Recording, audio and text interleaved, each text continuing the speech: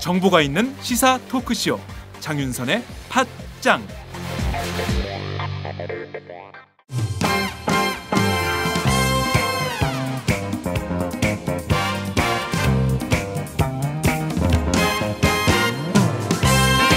강상구 조성주의 색다른 진보 정치 쾌걸 진보.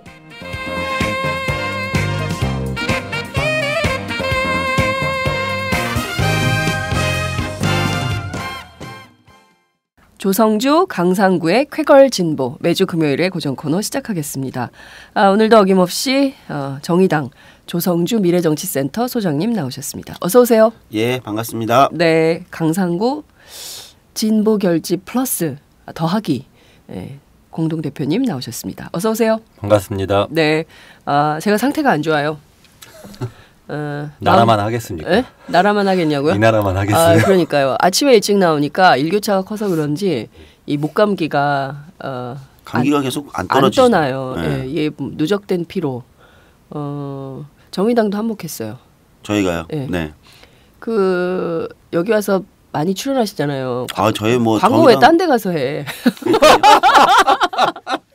아니 무슨 11월 22일 더 큰 정의당이 온다면서요. 네, 그렇죠. 근데 왜 그 얘기는 딴 데 가서 광고하더라? 저희 오마이바이 팟짱이나 이런 데는 광고를 안 하고 있군요. 1년째 광고를 안 하고 있어요, 정의당이. 저희가 혼이 제가 다 취재해봤습니다. 저희가 혼이 좀 나가서. 혼이 어디로 가 있는 거야? 예. 정말. 네. 제가 오늘 즉각 당에 네. 가서 네. 이야기하도록 하겠습니다. 네. 제가 심상정 대표한테도 문자 보냈거든요. 답이 없어. 진실한 정당이 돼야 됩니다. 예, 정말요. 네. 이 기울어진 운동장 구조에서 우리가 함께 잘 이 어려움을 헤쳐나가려면 매체 경쟁력도 강화돼야 되거든요. 말이 길었습니다. 네. 본격 직장인 드라마 공생 대리운전 편. 부장님 가볍게 한잔 하시죠. 나 차 가져왔는데. 아예 착한 콜 대리운전이 있잖아요. 부를 때마다 500원이 기부되는 착한 콜. 딴지가 기부 내역을 검증한 착한 콜 1800-9998. 대리운전도 믿고 맡기세요. 꽃배달은 1800-9222. 퀵서비스는 1800-9668로 착한 콜 하실 수 있습니다.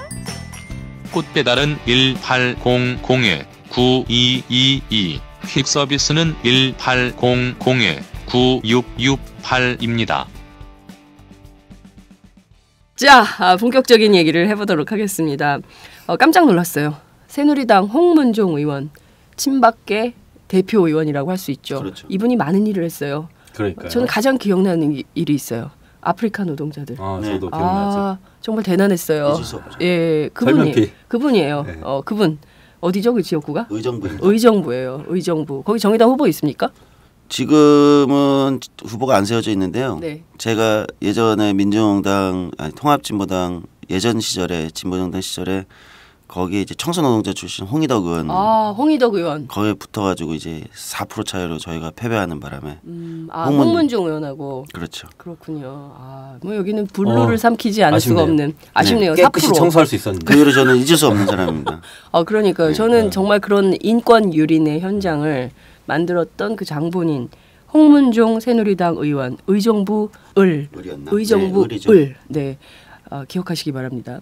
청소의 대상입니다. 네, 낙선운동하는 건 아니에요. 그렇죠. 여러분 진실한 사람만을 선택해야 된다는 박근혜 대통령의 말씀 잊지 않으셨죠?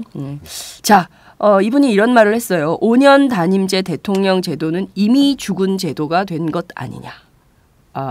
그리고 20대 총선 끝난 이후에는 개헌을 해야 한다는 것이 현재 국회의원들의 생각이다. 이런 말을 했습니다. 저희가 지난 1년 내내 팟캐스트를 통해서 실제 이 얘기를 해왔거든요. 네, 이 가능성이 여의도 정가에 떠돌고 있다. 물론 사실로 확인된 것은 아니다. 그러나 정말 그럴 가능성이 있느냐라고 물었을 때 대다수 정치평론가들, 정치인들은 무슨 말도 안 되는 얘기다. 그러나 그런 얘기를 할 수는 있겠다 정도 했는데 이게 지금 나온 거예요. 심지어 반기문 대통령 친박 총리 조합 이 회자되고 있다. 그랬더니 홍 의원이 뭐라 그랬냐면 가능성이 있는 이야기다.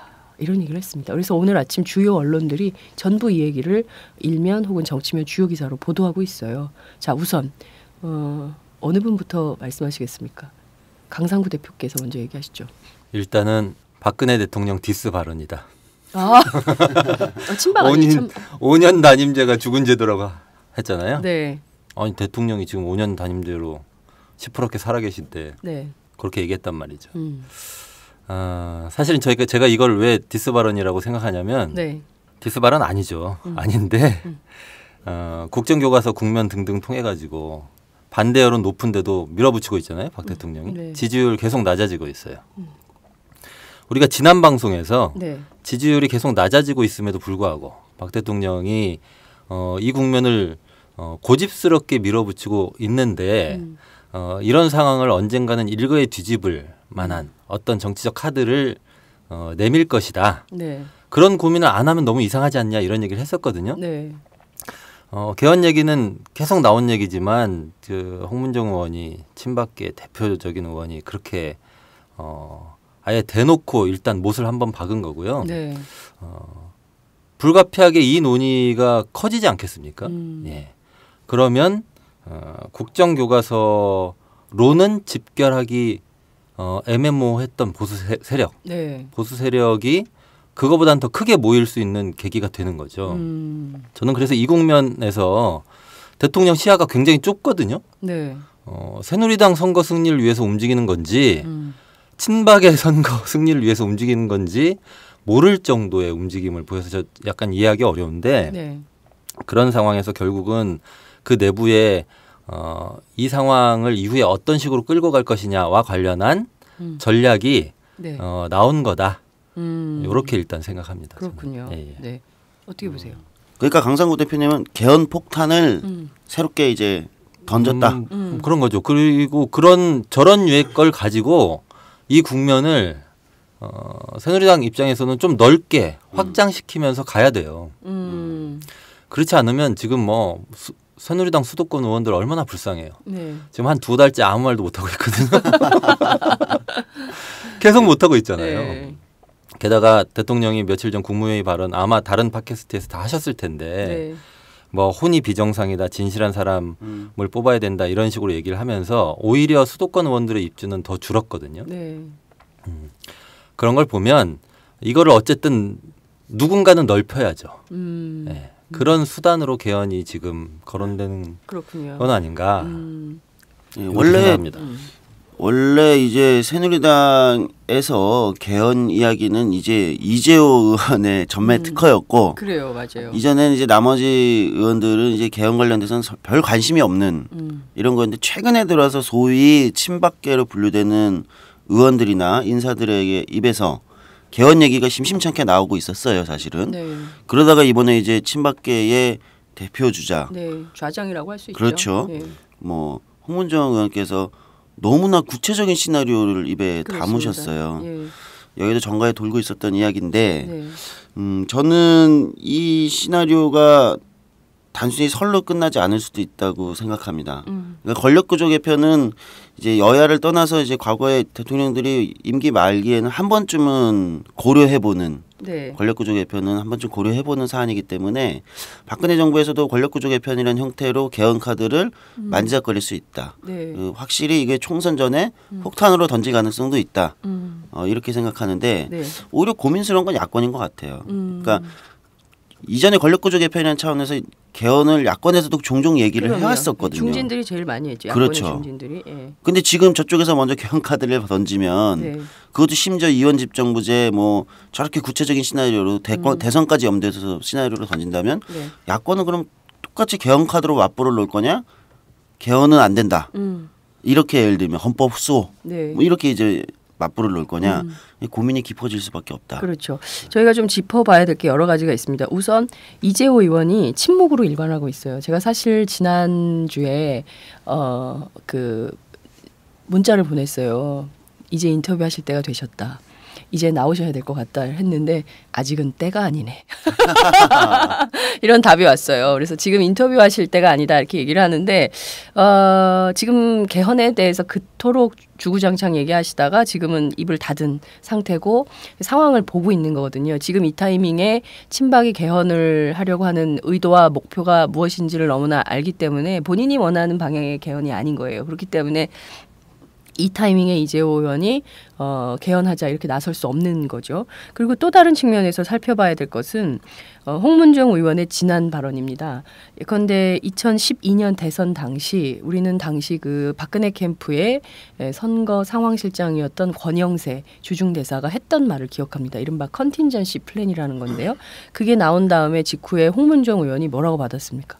라디오 인터뷰예요. 그때도 홍지명이야. 그때도 KBS예요. 그때도 뭐라 그랬냐면 우리는 장기 집권 프로젝트가 필요하다는 말을 했어요. 실제로. 그래서 그때도 깜짝 놀랐었거든요. 그러니까 그 말을 되짚어 보면 지금 박근혜 정부 4년 차로 돌입하고 있는 거거든요. 그러면 이명박 정부 때부터 박근혜 정부까지 이어져 오는 과정에서 이 긴 과정에서 사실상 보수 정권의 장기 집권 계획을 수립하고 추진해오고 있는 것으로 봐도 무방하다. 이 정도의 정치 해석이 가능한 거 아니냐. 이렇게 보는 거죠. 그 점은 좀 어떻게 보세요, 강상구 대표께서는? 네, 뭐 우리가 그 얘기를 지난 방송에서 했었잖아요. 했었죠. 예. 그랬고 장기 집권 프로젝트가 구체적으로 현실화되고 있구나라고 하는 얘기를 안 하기가 곤란한 상황이 지금은 됐어요. 그러니까 현실화되고 있는 거죠. 예. 예. 그런 상상을 하지 말자 계속 그랬잖아요. 그러니까요. 예. 이게 상상일 뿐이야. 근데 이제 얘기를 해버렸어요. 라고 했는데 예. 예. 반기문 대통령 이라고 얘기를 해버렸잖아요. 그러니까요. 예. 그래서 반기문 대통령 그 얘기도 해주세요. 오늘 아침 조선일보에 친반연대가 떴다. 친반연대가 떴어요. 선관위에 드디어 새로운 정당이 그 창당 신청을 했어요. 등록을 했어요. 등록을 했다고 하더라고요. 친반연대. 그래서 이것은 거기 어떻게 나오냐면은 친박연대를 벤치마킹한 거다. 그래서 200명 정도가 지금 지지자들이 정당을 만들어 놓은 상태예요. 그러니까 사실상 이것은 뭐 어디로 가는 겁니까? 아니 그래서 이게 지금 장기 집권 전략이냐 아니냐. 그다음 그게 정말로 그 장기 집권 전략으로 구체적으로 현실화될 것이냐 말 것이냐 여부는 총선 결과가 좌우한다고 생각해요. 그렇죠. 네, 그런데 총선을 어떻게 승리할 거냐와 관련해서 저는 뭐 새누리당의 고민이 깊다 이렇게 보는 거고요. 다시 말씀드리지만 국정교과서는요. 말하자면 지지층 중에서도 정말 핵심 지지층을 단단하게 뭉치고 있는 거예요. 근데 거기에 살을 붙여야 되지 않습니까? 네. 살을 붙이는 것은 박근혜 대통령, 현재 박근혜 정부의 경향을 가진 그 정치 세력이 앞으로 대한민국을 오랫동안 네. 박정희 대통령이 했던 것처럼 두고두고 집권을 해서 성장 발전시킬 수 있다고 하는 생각을 가진 사람들이 있잖아요. 네. 이런 사람들을 중심으로 더 살을 붙이는 거죠. 그렇게 살을 붙여야 총선에서 승리할 수 있고 총선에서 승리해야 네. 정말로 장기 집권 계획을 추진할 수 있는 거죠. 네. 그래서 지금은 제가 보기에는 논쟁을 붙일 것 같아요. 이런 식으로 네. 계속 논쟁을 붙여서 국정교과서 이제 뭐 많이 잊혀지기도 했는데 국정교과서 문제 그다음에 뭐 이른바 민생 법안 네. 문제 가지고 앞으로 다툼이 있을 건데 민생 이런 법안이 국면을 아니에요. 경제 활성화 법안이라고 경제 활성화 하는데 법안? 경제 활성화도 아니에요, 사실상. 그거는 사실 민생 법안이 아니라 그렇죠. 이제 재벌 몰아주기 법안이죠. 그렇습니다. 그렇죠. 뭐 국민들 그렇죠. 살생 법안 민생 법안이 아니라 살생 법안. 네, 살생 법안이에요. 그런데 그런 그 와중에서도 어쨌든 지지층을 최대한 모으기 위한 방법. 그러니까 지금 눈덩이 굴리려면 맨 처음에 단단하게 뭉친 다음에 그렇죠. 막 굴려가야 될 거 아닙니까? 맞아요. 그거를 시작한 거예요. 그렇군요. 네. 정말 강상구 대표의 얘기를 들으니까 너무 쉽게 이해가 돼요. 학원 선생님을 했으면 어땠을까? 제가 쉽게 예전에 이해가 돼요. 예. 네, 제가 예전에 네. 정말 돈 없을 때 네. 한 1년 했었는데요. 그렇군요. 그때 한때 마이더스의 손이라고 불렸으나 그 저력이 오늘날 팟캐스트를 통해서 네, 이렇게 구현이 제 되고 있군요. 철학하고 안 맞아가지고 그만뒀습니다. 자, 그런데 말씀하신 대로 진짜 그런 것 같아요. 국정교과서를 틀로 해서 핵심 지지층을 단단하게 묶고 그 다음에 거기에 살을 붙여서 가야 되는데 이른바 이번 주 초반에만 하더라도 박근혜 벨트로 대구에서 그렇죠. 유승민 압박 전략을 통해서 유승민 죽이기를 성공하고 그 다음에 이 전선을 영남에서 수도권으로 확대한 다음에 수도권에는 뭐 조윤선 등 뭐 해가지고 이른바 그 청와대 핵심 참모 라인 국무위원들을 전진 배치해서 치른다. 박근혜 이름으로 그 선거를 치른다. 그리고 어디까지 진도가 나갔냐면 지난 그 국무회의 발언은 여의도냐 박근혜냐 그렇죠. 선택해달라는 메시지다라는 것까지 청와대 핵심 관계자 발로 보도가 된 상황이에요. 그러니까 총선 구도를 그리고 쭉 오고 있는 거죠. 그런데 그래서 저희가 알기로는 수요일쯤 개각한다는 소문이 파다했어요. 그래서 박근혜 대통령 일정이 없는데 그것은 개각 발표가 임박했다는 뜻이다. 준비하자 해서 실제 중앙일보가 어제 막 나오지 않았습니까? 호명까지 다 했습니다. 그럼에도 불구하고 일단 주춤 안 하겠다라는 방식으로 돌아섰어요. 여론을 좀 그렇죠. 살피고 있는 이런 상황인 거거든요. 자, 그러면 이 상황에서 박근혜 대통령이 이렇게 막 드라이브를 걸고 있어요. 성공할까요? 어떻게 보세요? 박근혜 벨트로 선거를 치르면 대박 날까요? 뭐 예단하기는 좀 이를 것 같은데요. 지금으로서는 예단하기 이를 것 같은데 만만치는 않다. 이거 생각보다 치밀하게 준비하고 있다는 걸 많이 느끼고 있어요. 네. 예를 들면 이제 원래 그 행정부에 정치인 출신 장관들을 이번에 박근혜 정부에서 상당히 많이 중용했단 말이에요. 근데 정치인 출신 장관 관료를 이제 장관을 임명을 할 때는 원래 이제 정치인들 출신들은 좀 이게 협상을 잘 하고 유두리 있게 이제 하기 때문에 여야 간에 또는 부처 간에 조율을 잘할 것이다 이렇게 해서 보통 들여오는데 전혀 그런 게 아니라 이번에는 정치인 출신 장관들도 청와대의 강공 드라이브에 그냥 오로지 그렇죠. 줄 서가지고 쭉 하고 그다음에 총선으로 돌격 이런 거거든요. 그러니까 이거는 지금 와서 보니까 저도 제가 좀 나이브했던 것 같은데 상당히 준비되어 있었던 판일 수도 있겠구나. 그래서 행정부와 회전문 인사죠. 네. 들어와서 이제 장관 한 번씩 하고 이제 박근혜 대통령의 돌격대로 네. 쭉 치고 나간다. 그렇게 해서 장기 집권 프로젝트를 가동한다. 이거는 상당히 준비되어 있던 프로젝트였던 것 같고요. 네. 좀 슬픈 거는 뜻대로 다 되진 않겠죠. 지금 생각보다 이런 식의 박근혜 정부의 보수 강공 드라이브에 대한 국민들의 피로도도 네. 그만큼 증가하고 있습니다. 이거를 어떻게 관리하느냐의 문제가 네. 될 건데 박근혜 그러니까요. 대통령 입장에서는 네. 보수나 박근혜 대통령 입장에서는 이 올라가는 피로도를 어떻게 할 건지 자기들의 핵심 지지층은 단결되지만 다수 국민의 피로도는 증가하고 있고 네. 이게 역풍으로 오지 않을까 전전긍긍할 것 같아요. 그러니까요. 문제는 야권에서 이 피로감이 세지는 이 야권 지지층 또는 이 보수에서 이탈하는 중도층을 거꾸로 야권이 이제 자신들의 표로 끌어와야 되는데 그게 쉽지가 않은 거죠. 뭐 야권이 어떻게 할지는 좀 봐야 되고요. 그건 이따 얘기하도록 하고요. 예. 그리고 저는 그래서 개헌 얘기가 나왔다고 계속 주장하고 싶은 거예요. 네. 그러니까 기존 구상은 새누리당 승리 전략이 아니라니까요. 아무리 봐도 그거는 그냥 친박 승리 전략이에요. 그러니까 대통령이 뭐 뭐예요? 친박이에요, 친반이에요. 친박이죠. 박이죠. 그렇죠. 근데 뭐 시간이 지나면 그게 그거일 수도 있어요. 근데 아니 그 뭐 혼이 비정상 이게 이제 며칠 사이에 그 대유행을 그렇습니다. 했잖아요. 근데 이게 대통령이 모든 걸 자기 중심으로 하려고 하는 걸 아주 극명하게 상징해요. 그렇죠. 예. 제가 그거 보면서 나라 이름을 바꿔야 되겠다 이렇게 생각했다니까요. 나라 이름을 또 네. 대혼민국. 여러분, 대혼민국. 대혼민국. 역시. 그래서 제가 헌법을 찾아봤어요. 도대체 장명의 달인. 네. 헌법을 찾아봤어요. 네. 헌법을 찾아봤더니 이거 바꿔야 되겠다 싶더라고요. 대한민국의 주권은 대통령에게 있고 모든 권력은 청와대로부터 나온다. 네. 그거를 선언한 듯한 느낌이 굉장히 강하더라고요. 네.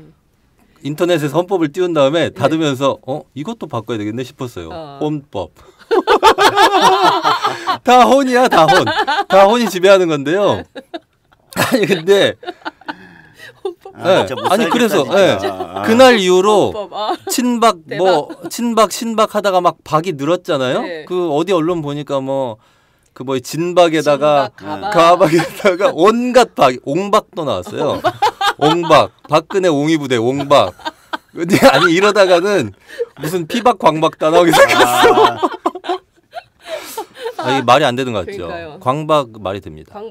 광박 어떻게? 박 대통령을 빛나게 하는 사람. 아, 광박. 거기는 좀 머리가 반짝반짝이신 그렇죠. 분들이 중심이 돼야 되겠네. 피박도 있을 수 있어요. 피박. 아, 피박. 박 대통령 피나게 하는 사람. 아니 근데 이게 광박이 홍문종 같은 사람이에요. 아. 그러니까 혹시 너무 박근혜 대통령 네. 광 파는 사람 아닙니까? 아 그런가요? 그래서 너무 친박 위주로 가는 것을 판을 더 넓혀주는 거죠. 개헌 얘기로. 네. 네, 그렇게 하면 국정교과서에는 동의하지 못하더라도 개헌에는 동의하는 보수층들이 집결할 수 있어요. 정말로. 네. 저는 기존에 그러니까 지금 며칠 전까지 있었던 그 전략으로는 총선 승리가 어렵지 않겠나라고 봤고요. 네.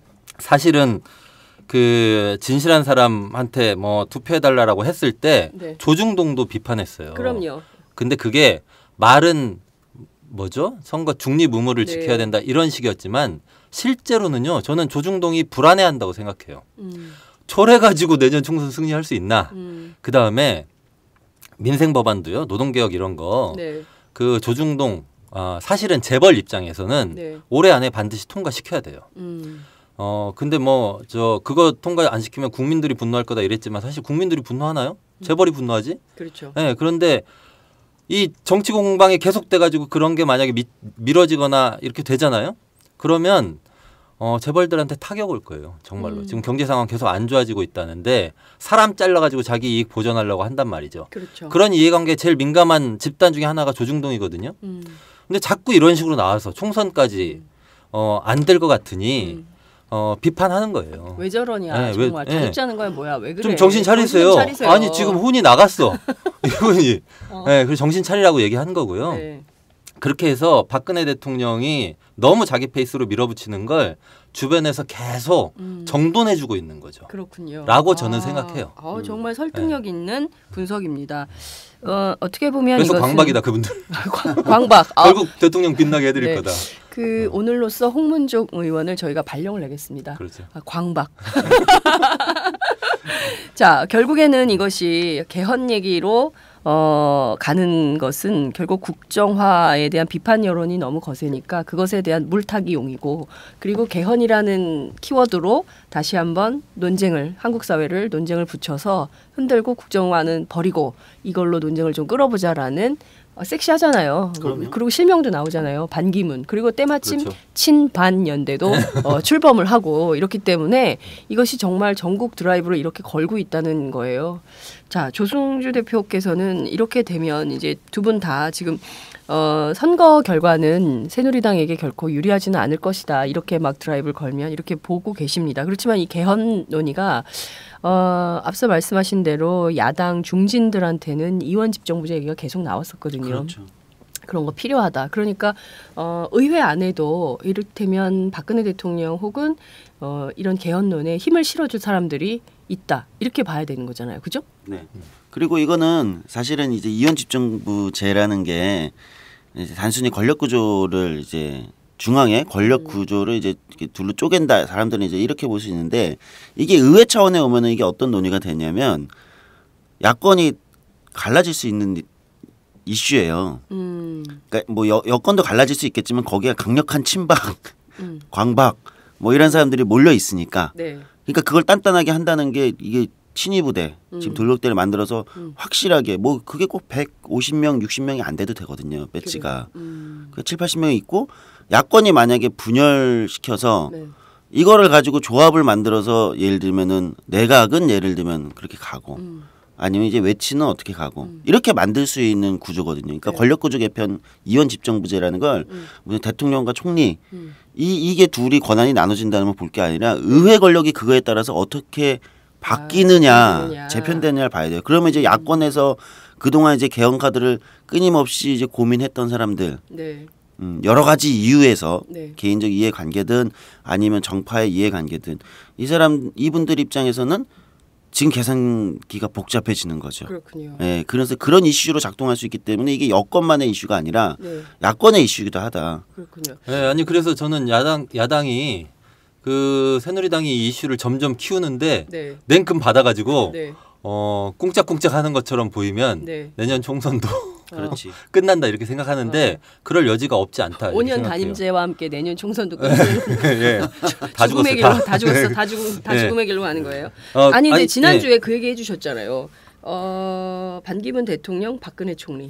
아 그거는 이제 상상 이거 말이 안 되는 얘기니까. 근데 저희가 지난주까지만 네. 해도 이건 말이 안 되는 얘기, 이건 상상력에 불과하다 그랬는데 오늘 아침 신문에 나왔어. 그러니까 제가 그 말을 내뱉고 나서도 내가 좀 오버했나 팟짱 나와서 예. 내가 그랬는데 이제 오바가 이건 아니야. 오바가 야, 아니게 된. 일주일 만에 현실로 되다니 대단한 예언 능력, 예측 능력 아닙니까? 아니 이거? 근데 이제 그때 제가 박근혜 대통령 총리설을 얘기했는데 네. 이 홍문정 의원 인터뷰는 아직 부족해요. 네. 좀더 가야 아직 돼요? 부족해. 좀 더 좀 나가야 진도로 돼요. 나가야 돼요? 네, 좀 더 나가야 돼서 네. 나가는 거 봐야 되고요. 네. 그다음에 야당이 그 아까 권력 그러니까 구조개편? 네, 그 말씀하셨는데 네. 그 다른 나라도요. 내각제 할 때 보면 그 여당 단독으로 내각을 구성 못할 때가 있어요. 과반 안 되면. 네. 대부분이 예, 그렇죠. 예. 대부분이 그래요. 음. 그래서 연합 정치가 굉장히 활성화되어 있단 그렇죠. 말이에요. 유럽에는. 네. 그거 하는 거예요. 그러면 새정치민주연합의 다수 의원들 입장에서는요. 아무리 봐도 우리는 집권할 것 같지 않고 이렇게 생각하는 사람들 계시잖아요. 많잖아요. 많아요. 그렇죠. 네. 근데 내각제 하잖아요. 네. 그러니까 이원 집정부제 하에 내각제를 하면 자기도 장관 할 수 있는 거예요. 총리도 노려볼 수 예, 있고요. 권력 분점 할 수 있는 거죠. 네. 아 그럼 네. 이거 괜찮네. 이렇게 생각할 수 있는 거죠. 네, 그러면 그렇죠. 네. 그렇고 가끔씩 그 잊을만 하면 한 번씩 등판하는 분이 손학규 그렇죠. 바바리 전 의원이잖아요. 그분은 바바리 잘 안 바꿔요. 네, 항상 네. 목도리도. 네. 자, 제가 보기에는 그 새정치민주연합 안에 문재인 대표는 계속 그 지위를 위협당하고 있고 안철수 전 대표는 호시탐탐 뭔가를 노리고 있고 이런 상황인데 손학규 의원이 만약에 재등판한다면 누구랑 같이 할 거냐 이런 것도 가끔씩 이슈가 되거든요. 이미 다 나와 있죠. 근데 예전에 보면 손학규 의원이 그런 얘기 한 적이 있었어요. 합의제 민주주의는 헌법 개정을 통해 권력 구조를 의원 내각제나 분권형 대통령제 등으로 개편할 때 제도적으로 완성된다 이런 얘기 한 적이 있어요. 그렇죠.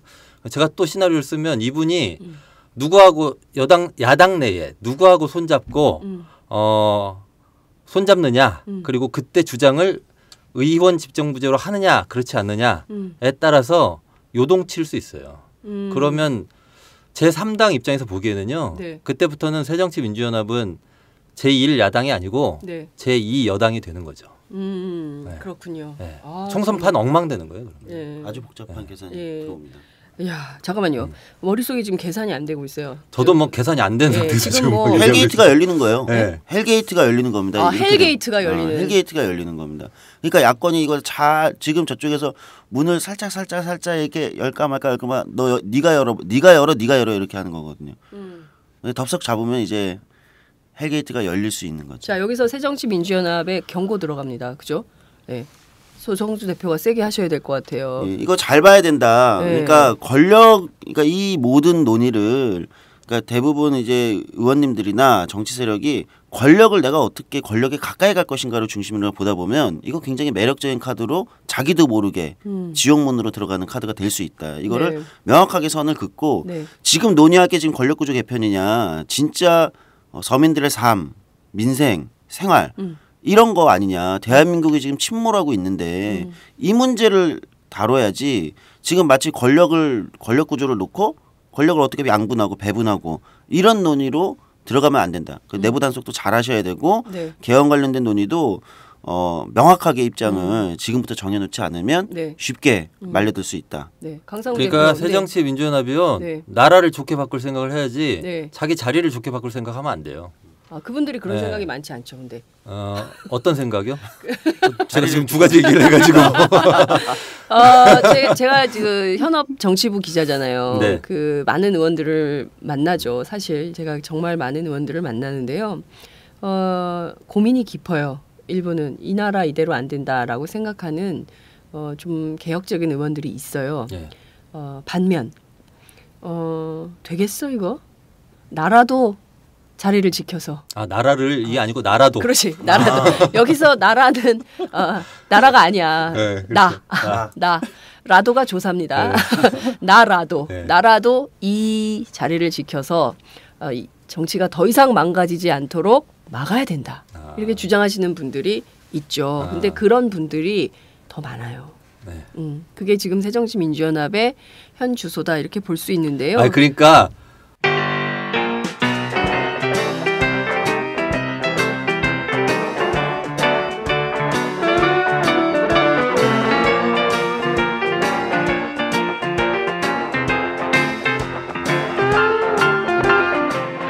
강상구 조성주의 쾌걸진보.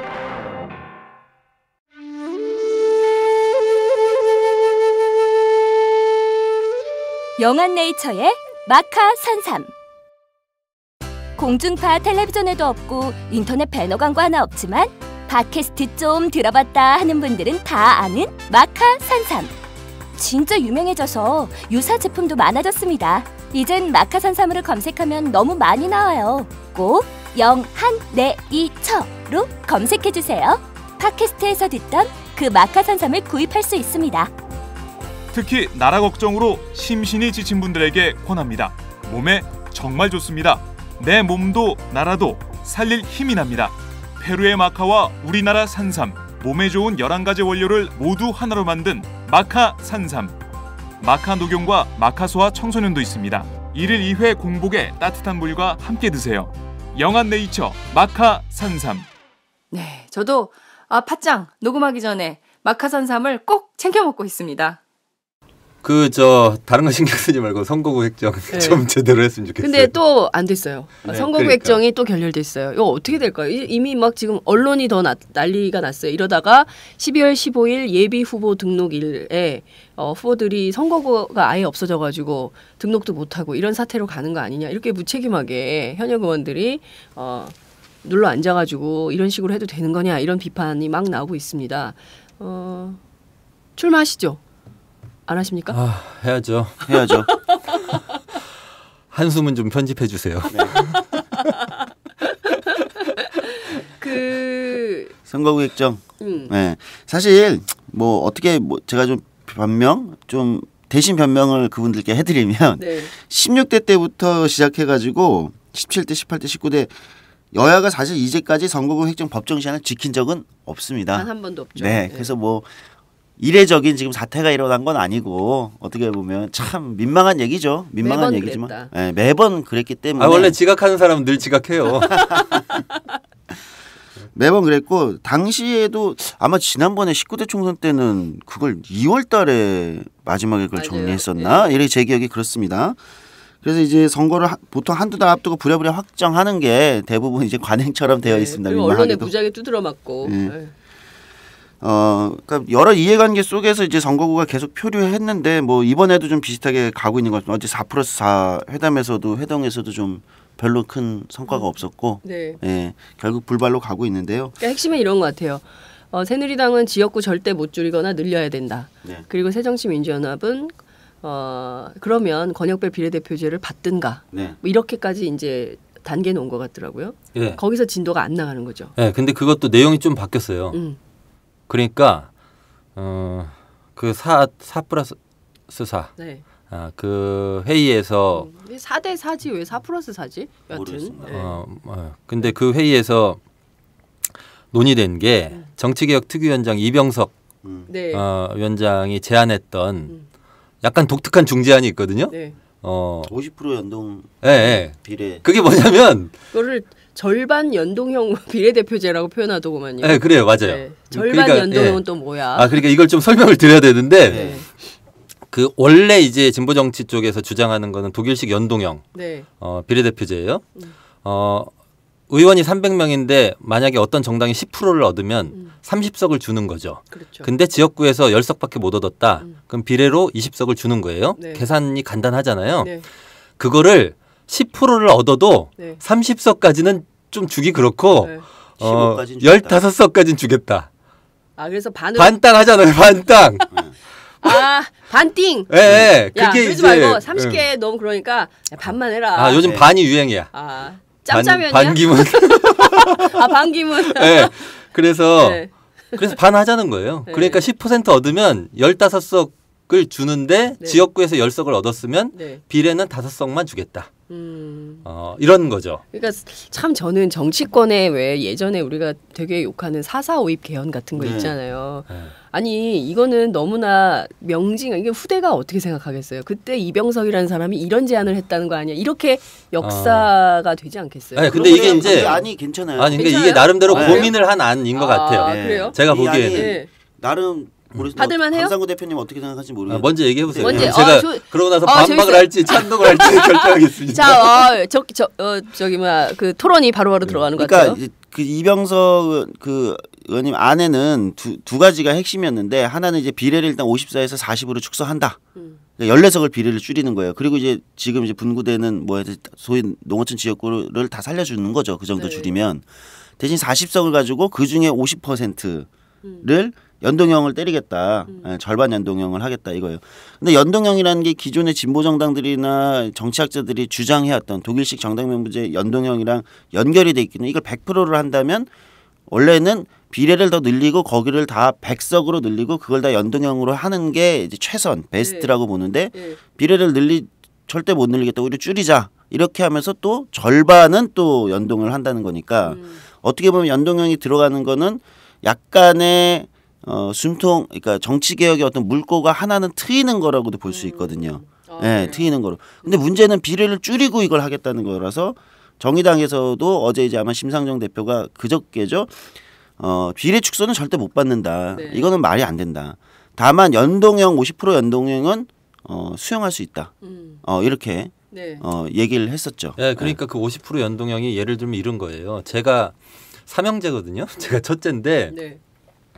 저희 어머니가 뭐 예를 들어서 우리 어릴 때 네. 덩치 크기로 저한테 떡 7개 주고 둘째한테 5개 주고 막내한테 3개 줬다고 해보세요. 네. 그러면 첫째하고 둘째가 네. 막내 거 3개를 다 뺏어 먹는 거예요. 그게 현행 제도예요. 네. 독일식 연동형을 완전 도입하면 그래 엄마가 너 3개 줬으니까 3개 다 먹어라 이거예요. 이병석 안은 1.5개 3개를 다 뺏은 다음에 1.5개만 주는 거예요. 1.5개는 우리가 먹을게. 네. 이런 거죠. 네. 그러니까 여전히 국민들이 준 그 표수에 비하면 네. 세 번째 정당이 받는 의석수는 줄어드는 거예요. 그렇죠. 그렇지만 현재 제도로 가면 셋째가 떡 하나도 못 먹는 거 아닙니까?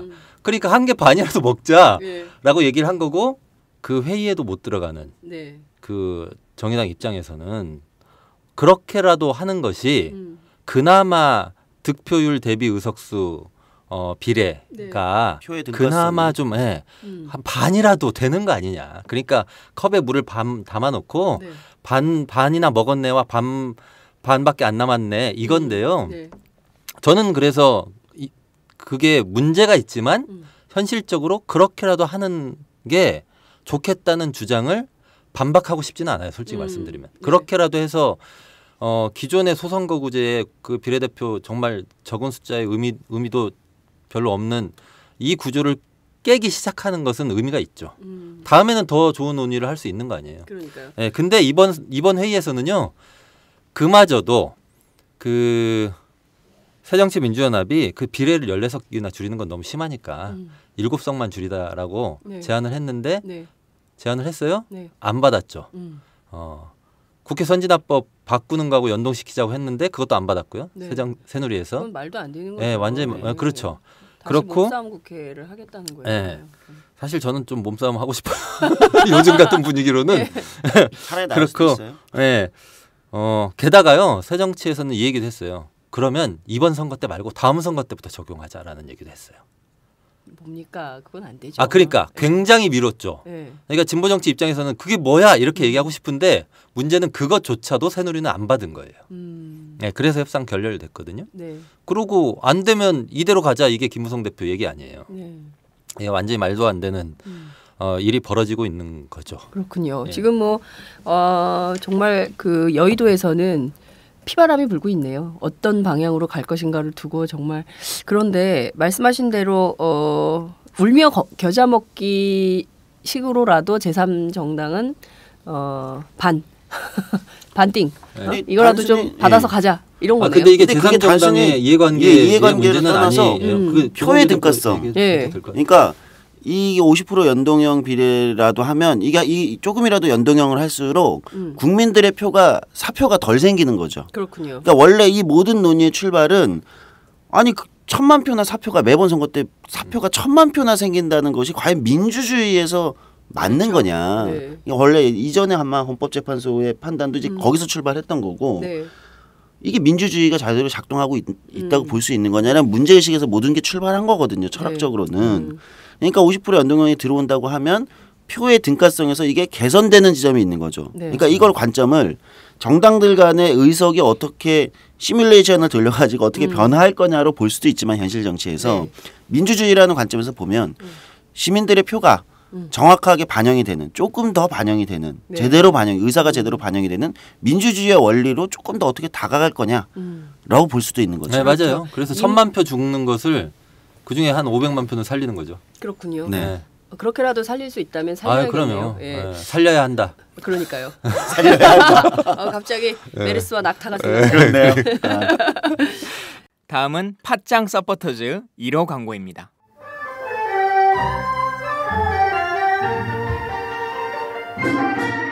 양꼬치집에 대한 모든 편견을 깼다. 풍무 양꼬치. 착한 가격, 품격 있는 공간.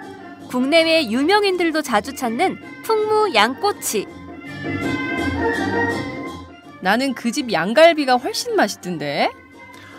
누나 나는 그 집 맛있는 요리들이 지금도 잊혀지지 않고 있어요. 단체석이 많아 모임하기 좋은 곳. 풍무 양꼬치. 대림역과 구로 디지털 단지 역점 두 곳에 있습니다.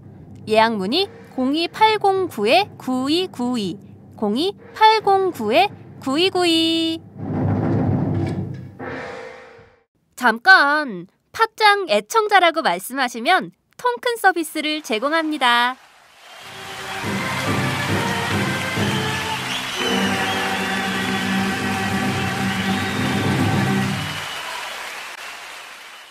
자, 앞서 저희가 이제 쭉 교과서부터 해서 개헌 뭐 쭉 살펴보고 있는데요. 말씀하신 대로 새누리당 특히 이제 친박, 새누리당도 요새는 아닌 것 같아요. 친박당으로 바꿔야 될 것 같아. 여하튼 이쪽에서는 지금 청와대, 정부, 뭐 새누리당 합쳐서 전부 큰 판에 그림을 그리고 시나리오를 짜고 준비를 해서 들어가고 있는데 앞서 조성주 소장께서 지적해 주신 대로 야당이 어떻게 할 것이냐에 대해서는 아직 해답이 없는 것 같아요. 그러니까 여전히 여당, 새누리당 또 청와대가 짜놓은 프레임에서 벗어나지 못하고 계속 끌려다니는 정치를 하고 있는 뭐 이런 양상이 아닌가 이런 비판도 가능할 것 같은데요. 왜냐하면 그게 바로 지지율로 드러나기 때문입니다. 박근혜 대통령 지지율 떨어지고 새누리당 지지율은 온존되고 있고 새정치민주연합 지지율은 안 오르고 무당파는 늘어나고 뭐 이런 정치 현상이에요. 굉장히 이게 오래가면 심각한 건데 그러면 결국 박근혜 대통령 혹은 새누리당이 짜놓은 그 탄탄한 35% 지지율만 가지고 선거를 치르는 전략이 먹히는 거가 되는 거거든요. 이 판을 좀 바꿔야 될 것 같은데 어떤 방식으로 이 판가리가 가능할까요? 여론조사를 보면 특이한 이제 추이가 나오는데 하나는 최근에 이제 아까 제가 계속 강조드리지만 이제 보수의 장기 이제 10년째 가고 있고 강공 드라이브를 계속 과도하게 하면서 피로감이 늘고 있다고 말씀드렸잖아요. 네. 그래서 여론조사를 보면 이게 아마 더미래 연구소에서 했던 그 조사에 제 기억이 나는데 다음 선거에서 정권 교체가 되어야 한다가 53%. 네. 그러니까 더 높아요. 피로도가 증가하면 이게 정권 교체가 좀 바뀌었으면 좋겠다는 게 높아지거든요. 이건 더 높아요. 그런데 그러면 대선에서 누가 승리할 것 같냐라고 하면 승리의 가능성은 여당을 더 높게 쳐요. 여기가 더 높게 나와요. 그러면 이제 정당 지지율로 합산을 해보자고요. 네. 정당 지지율로 합산하면 이거보다 더 여당이 높게 나와요. 뭐가 있냐? 그럼 여기에 비밀은 결국은 정권이 교체됐으면 좋겠는데 저 야당으로 제대로는 못 이길 것 같아. 니네 또 질 것 같아. 니네가 지는 이유는 니네는 우리가 좀 밀어줄 정당이 없어. 정당으로서는 새누리당이 더 유능하고 그래도 쟤네가 집권하는 게 통치를 할 수 있을 것 같아. 이렇게 생각하는 게 뭐냐. 정확히는 새누리당이 유능하다고 보기보다는 야당이 못한다라고 보는 게 너무 큰 거죠. 이거를 개선해내지 않으면 이게 정권 교체를 했으면 바라는 그 50%가 넘는 53%에 달하는 사람들의 마음을 움직일 수 없다는 거죠. 그러니까요. 그러니까 무당파가 늘어나는 거죠. 지금 보면 저희가 앞서도 지적했지만 국민 68%가 반대하는 이 국정화 여론을 등에 업고 야당이 세게 나가도 되는데 계속 주춤하고 있단 말이에요. 근데 그걸 보는 국민들이 답답한 거죠. 저 사람들 그래도 야당 정치인들이 왜 그렇게 답답하게 싸우지? 이런 생각을 하게 되는 거예요. 그게 계속 길어지고 있는 국면이거든요. 강상구 대표는 어떻게 보세요? 저는 뭐 원래 지난번 방송이었나? 그 주어진 정치 일정을 무시하고 가야 된다 이렇게 네. 말씀드린 적이 있었어요. 주어진 정치 일정이라고 하는 것은 국회에 올라온 이른바 이렇게 처리해야 될 법안들, 그다음에 예산안, 그다음에 선거구 획정 네. 이런 것들에 묶여가지고 제대로 안 싸우면 정말 안 된다 이렇게 얘기했었어요. 네. 근데 그러고 나서 농성을 접더라고요. 바로 침낭을 치웠죠. 그 바로 접었어요. 그거 걱정한 그날 몇 시간 만에 바로 접었고요. 정권 교체 여론은 높죠. 10년이면 강산도 변하는데 네. 10년이 지났잖아요. 정권이 변해야죠. 근데 그 기대를 충족시키지 못하고 있는데 지금 충족시키지 못하고 있어요. 지금. 네. 네. 어떤 유능함도 보여주지 못하고 있고. 네. 그렇다고 정부가 던져놓은 특히 뭐 새누리당이 던져놓은 뭐 노동계약 그 법안 있잖아요. 네. 5개인가? 뭐 이런 것 등등을 처리할 거냐 말 거냐 이런 식 말고 야당이 뭔가를 주도해가지고 치고 나가면서 쟁점을 만들고 이런 게 거의 없잖아요. 그러니까 야당이 네. 자기 주도 학습이 잘 안 되는 네, 것 같아요. 그러니까 싸움도 못 하고요. 그 다음에 자기가 주도해서 뭘 하는 것도 못 하고. 그러니까 보면 할 줄 아는 게 없는 거예요. 왜 그럴까요? 그 야권의 지지자들은 그런 게 정말 왜 정치를 저렇게 할까 이런 상식을 가진 사람들은 그런 생각을 하거든요. 제가 이전에 저희 이제 정의당 당원 모임에 이제 마포 지역에 있는 당원 모임에 갔다가 한 분을 만났어요. 막 정의당에 입당하셨다는 분인데 그분 이제 노동조합을 하시던 여성 분이었는데 그분이 이런 얘기를 하더라고요. 한국에는 대한민국에는 여당만 2개가 있는 것 같아요. 그러니까 여당은 권력을 어쨌든 잡은 쪽이고 네. 야당은 우리가 대안임을 보여줘가지고 그 권력을 다음에 바꾸겠다라고 해야 되는데 네.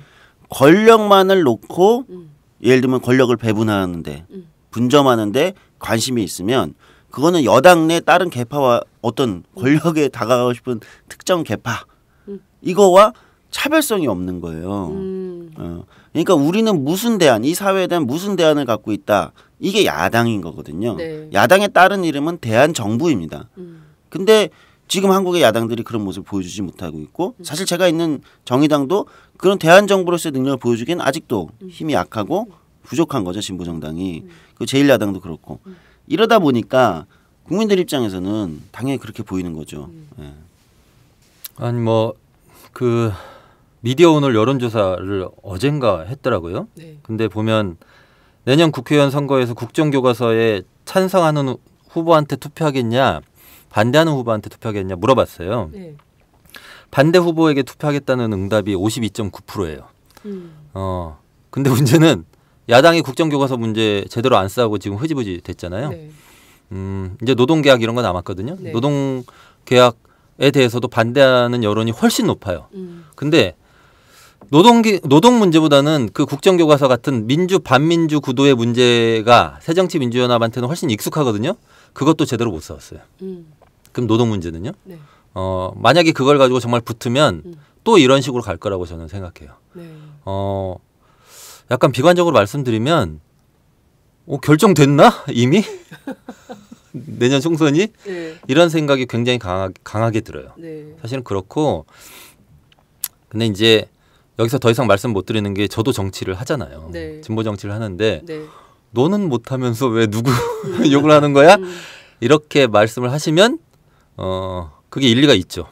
일리가 있고요. 저희들은 이제 뭐 사실 힘이 있다면 싸우기도 잘 싸우고 유능하게도 좀 할 수 있을 것 같기도 해요. 그리고 실제로 진보 정치가 힘을 발휘했었던 시절이 잠깐 있었잖아요. 그럼요. 네, 민주노동당 그때 시절. 예를 들어서 그 이후에 이슈가 됐었던 모든 문제들 그때 다 생산했었어요. 맞아요. 저희가 2004년 즈음에 심지어 동네에서 요즘 다 하는 참여예산제부터 해가지고 무상의료, 무상교육, 뭐 급식, 그다음에 국공립대 통폐합 그때 네. 서울대 폐지라는 이름으로 네, 나왔었는데, 그러니까 사람들의 생활에 정말 밀착해서 어떻게 하면 평범한 사람들이 행복하게 살 수 있는가 하는 문제를 고민했거든요. 정말로.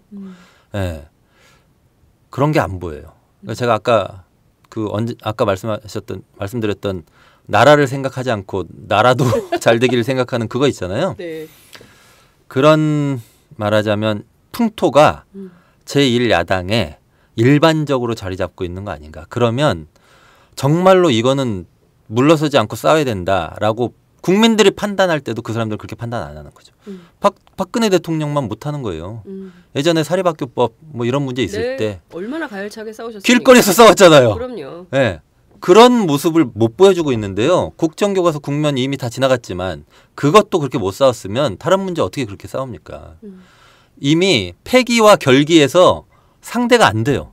박 대통령하고. 네. 지금 뭐 1대0도 아니고 몇 대 0이에요 지금. 그러니까요. 이런 거죠.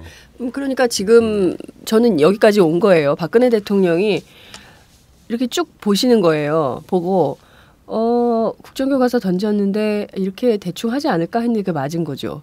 그러면 그 다음에 더 센 거 해볼까? 그걸 또 꺼내는 거예요.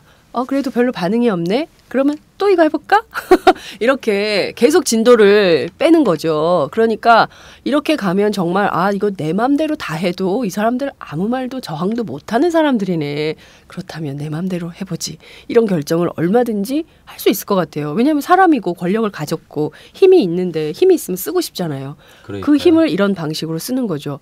뭐 유승민도 이렇게 해보고 뭐 국정교과서도 이렇게 해보고 뭐 등등 계속 진도를 그리고 계속 고강도 전략을 쓰고 있어요. 그런데도 국민들은 아우성인데 그런 걸 다 받아서 사실 세게 싸워줘야 될 야권 정치인들이 너무 무능한 대처를 하고 있는 것이 현 질이 멸렬한 상황을 계속 만들고 있는 것 같다는 생각이 좀 듭니다. 아침부터 좀 즐겁고 상쾌하고 유쾌한 쾌걸 진보에 걸맞는 얘기를 해야 되는데 하다 보면 꼭 우울해져. 그러니까요. 초반에 즐겁다가 늘 뒤로 가면 우울해져가지고. 야당 얘기만 하면 우울해져.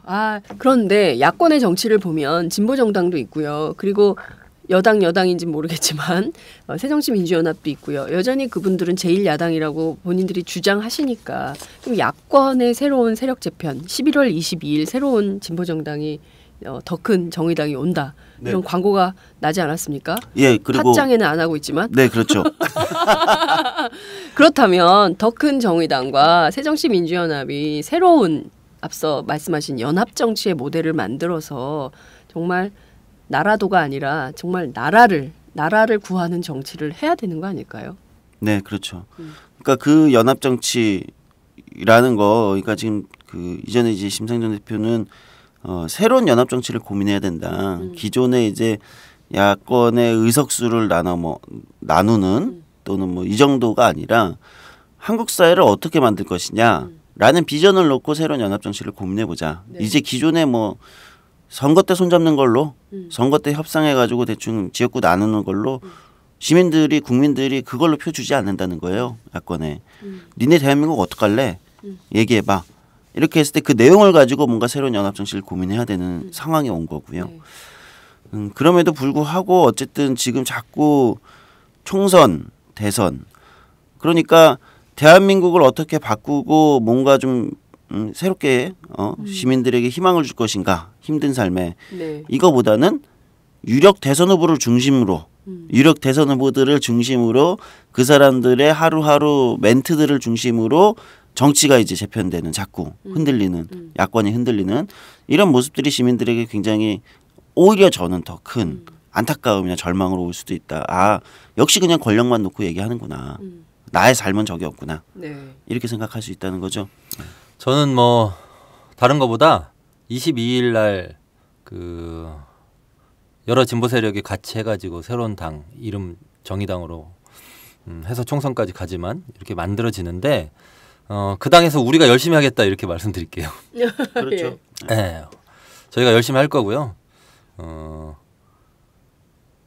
양보 없이 싸워야 될 때는 그렇게 하고 그다음에 유능함을 보여야 할 때는 역시 또 유능한 모습을 보이고 이렇게 하겠습니다. 이렇게 할 테니까요. 네. 청취자 여러분들도 새정치민주연합만 보지 마시고 저희들도 좀 봐주십시오. 11월 22일이 지나면 네. 이제 여기 있는 이제 강상구 예, 강상구 대표님하고 네. 저 조성주하고 같은 당에서 같은 사무실에서 일하게 되는 겁니다. 그렇군요. 네, 네. 그러면서 저 이제 굉장히 열심히 해보려고요. 네, 작가의 길을 접고 정치인의 길로.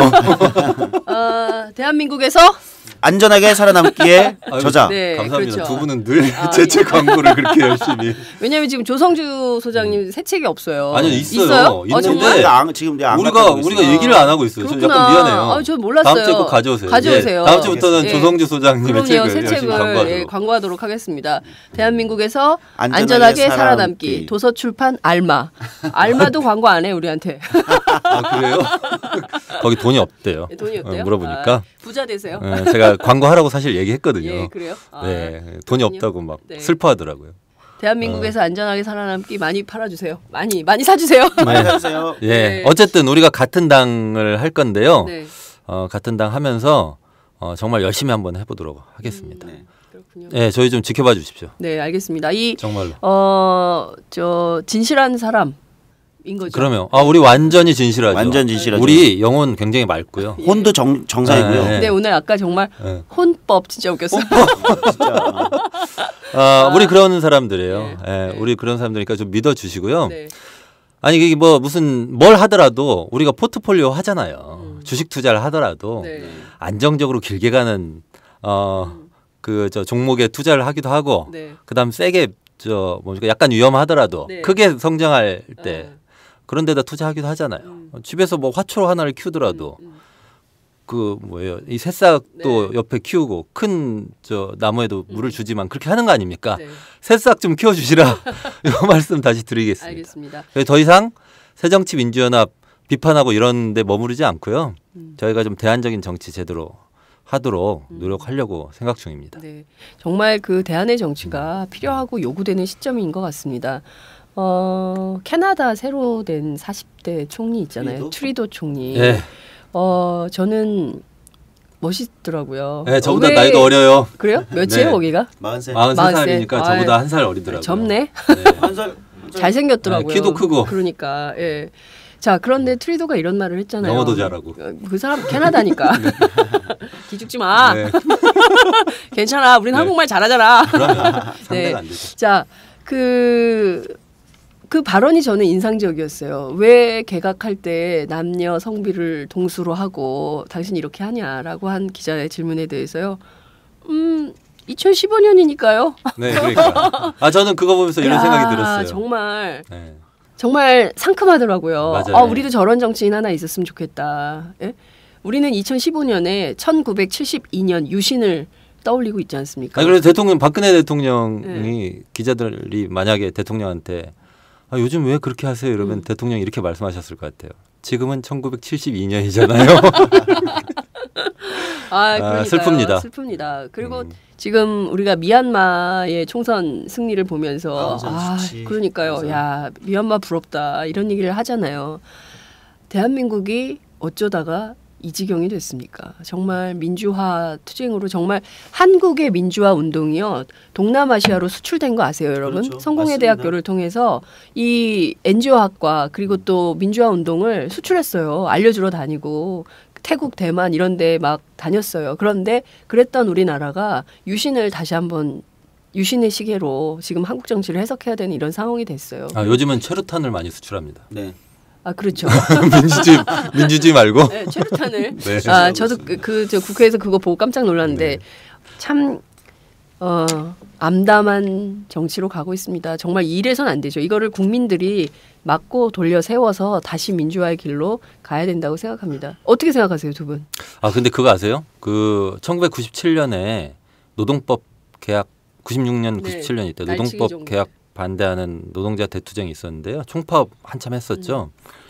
근데 대한민국의 민주주의가 아시아 전역으로 수출됐을 뿐만 아니라 그런 노동자들의 투쟁 이런 것들도 당시에 유럽이나 뭐 이런 데에 굉장히 널리 알려졌었어요. 그래서 한국의 노동운동을 봐라.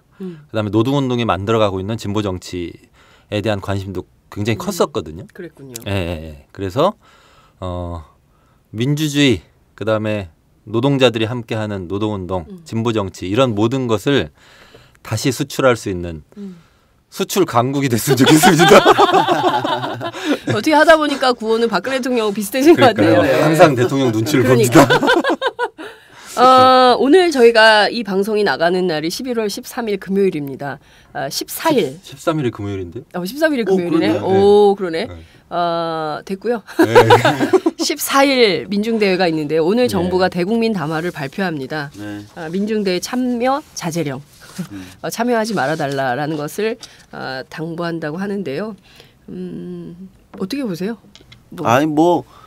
지금 가포 비상이라고 하나요? 경찰 쪽에 제일 높은 수위 높은 그 비상 그거 내려져 있고 차벽으로 막겠다고. 예, 차벽으로 일단 뭐 청와대 진출할까봐 이제 차벽으로 막겠다고 하고 뭐 대국민 담화도 오늘 발표한다고 하고 저는 국민을 두려워해서야 좋은 정치 할 수 있겠냐?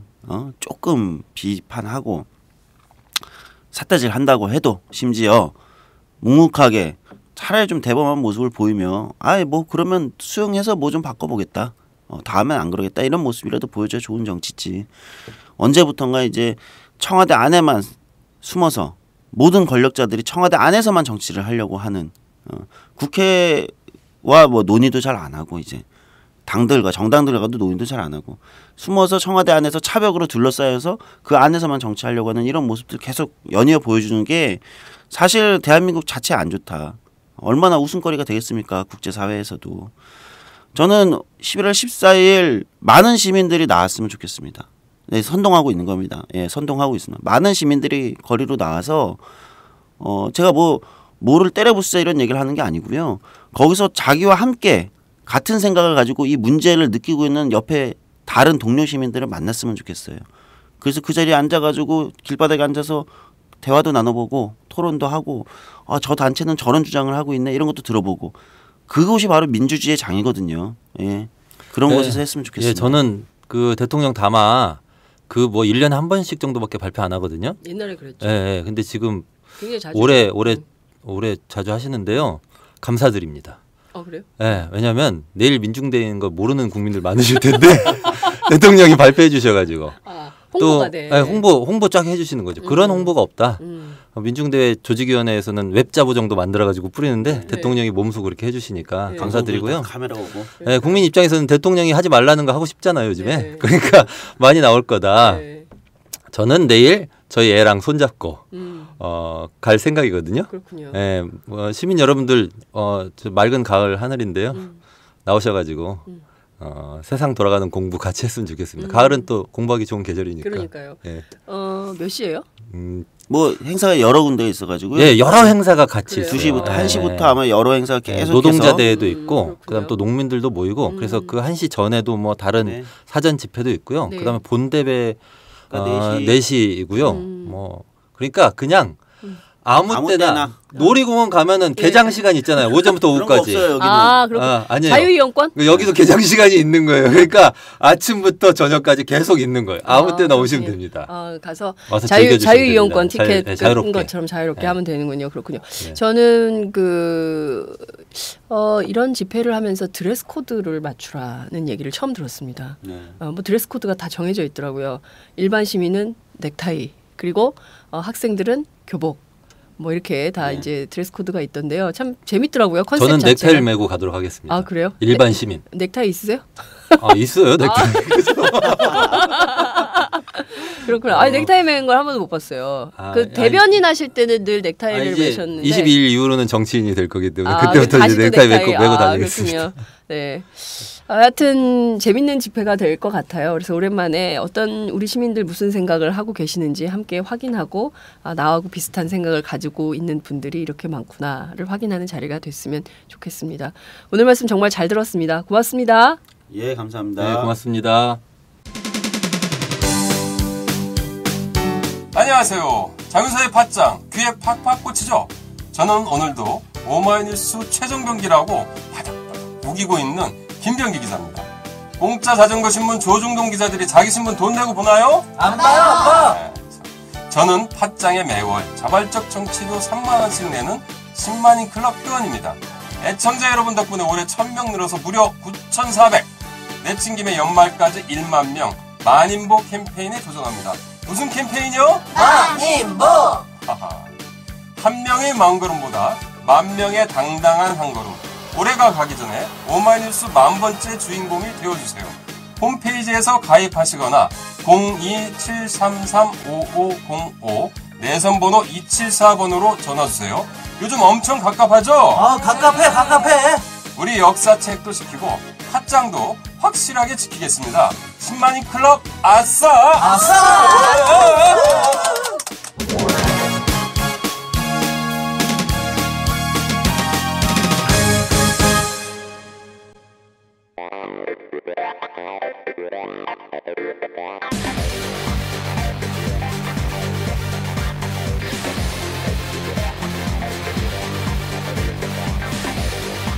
정보가 있는 시사 토크쇼 장윤선의 팟짱.